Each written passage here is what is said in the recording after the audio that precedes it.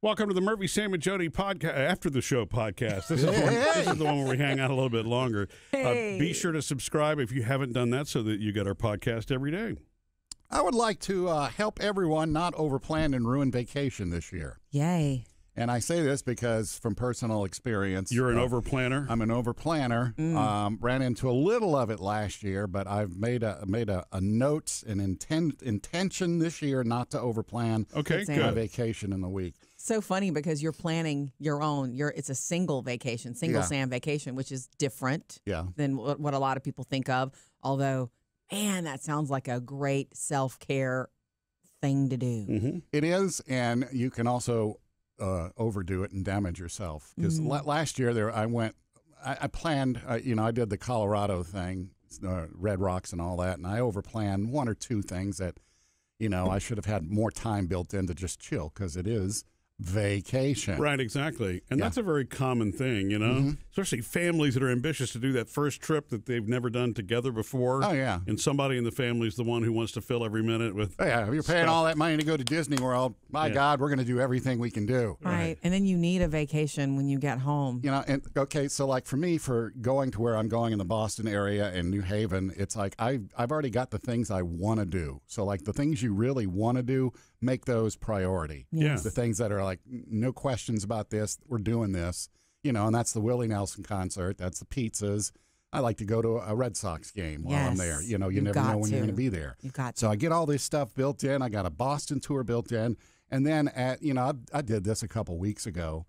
So in between then and now, as I get closer to the trip, it's like things are popping up. Oh, Salem and the witch trials, that's an hour away. Oh, Plymouth Rock, that's only an hour away. But there's this, it's only an hour. Because you are roll. The first shot of the Revolutionary War, Concord, less than an hour away. Yeah. So, I could run myself into the ground being a history buff. I know.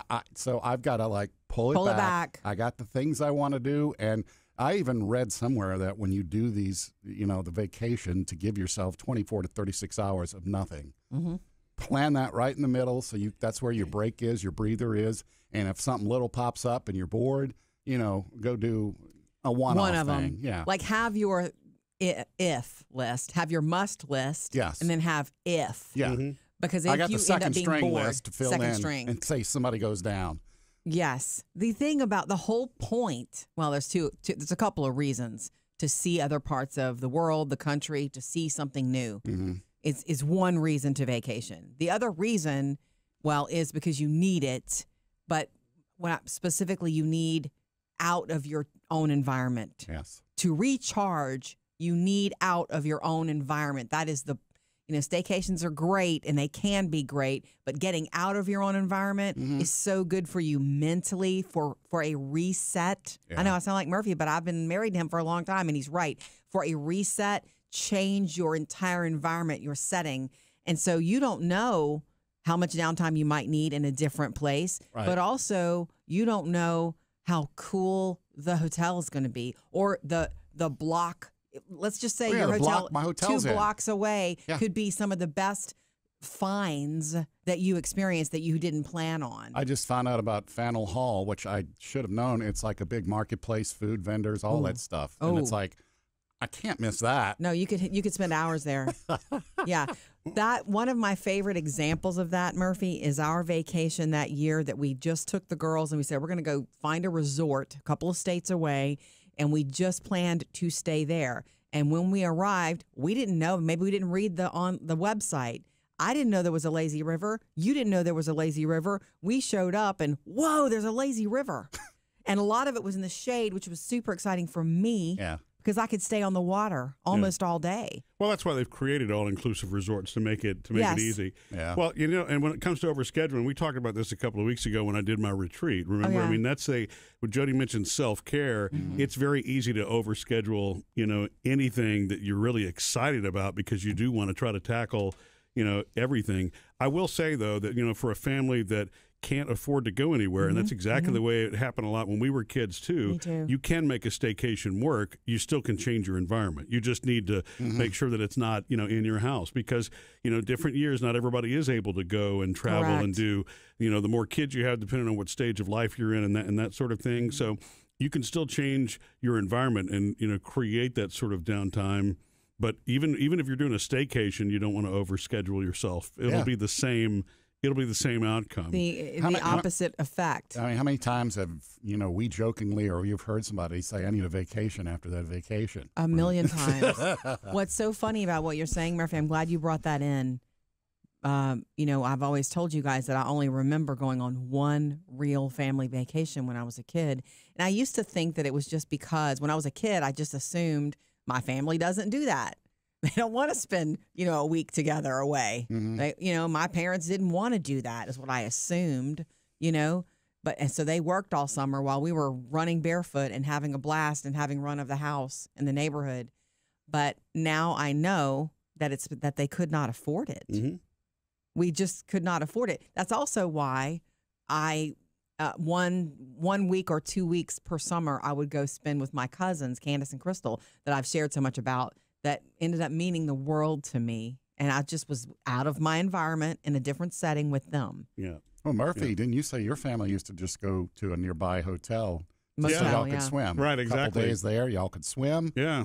It was like a $19.99 a night special or something like that. We stayed for 2 nights and that, Wow. But, what I think is also really good, Sam, on the self-care thing that Jodi was talking about is you are single. You're at a place in your life where you've got the freedom to be able to do this. Yeah. And that's really healthy because there are a lot of people who, will get into a comfort zone, isolate, and it's never good for anybody. You know what I mean? Mm-hmm. Locking yourself down to your own home, not socializing. Eventually you start to create your own internal mental bad habits and other things like that. Tunnel. And tunnel vision. And, this gets you back into a space where it's not only fresh and a change of environment, it really is rejuvenating because it gets you connected to other people and connected to other things.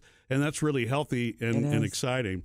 Well, I will say, this just occurred to me too, though. When we all get excited about trying to cram too many things into a vacation, I think that's the whole FOMO thing. It's the fear of missing out. Yeah. And, and the big fallacy about the fear of missing out is, we act like we've only got one shot at something. Now, look, it may be the only time you go to Boston. I don't know. It might but it may not be. But mentally, if we always think we've got one shot, we stress ourselves out needlessly. Yeah. And, and so there's no reason you cram in, like you said, the things that you really want to do this time. If there's more you get to do next time, great. You get to go back and visit. I've heard people say that, have grown up in New York City, even growing up there, you can spend a lifetime there and still not see the whole city. Oh, yeah. Because or experience right, it, exactly. to give it the time. The FOMO is what I had an attack of this weekend because I'm seeing so much stuff. It's that mentality of what if I never get back there? Right. What if? Well, right. So it's like I've got what I want planned. Also, you have to be able to roll with the punches. If Willie Nelson decides I'm not going to be able to sing in 2 weeks or next week, I still get Bob Dylan, Robert Plant, Alison Krauss. Willie's son will play his song. Yes.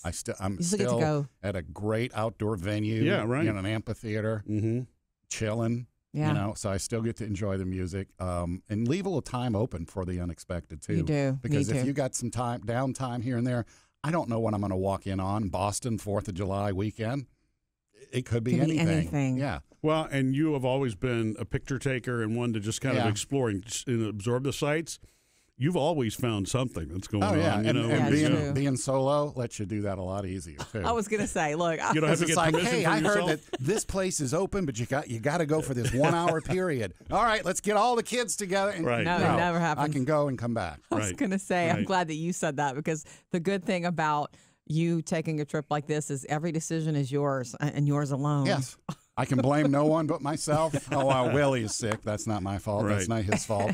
But I made all the decisions, so it's me. Yeah, solid advice, and good for you for leaving some space in there for the unexpected. Don't be a Griswold. Don't over-expect and over-plan it. Just enjoy it. Missed any part of the show? Get it all on the Murphy, Sam, and Jodi podcast.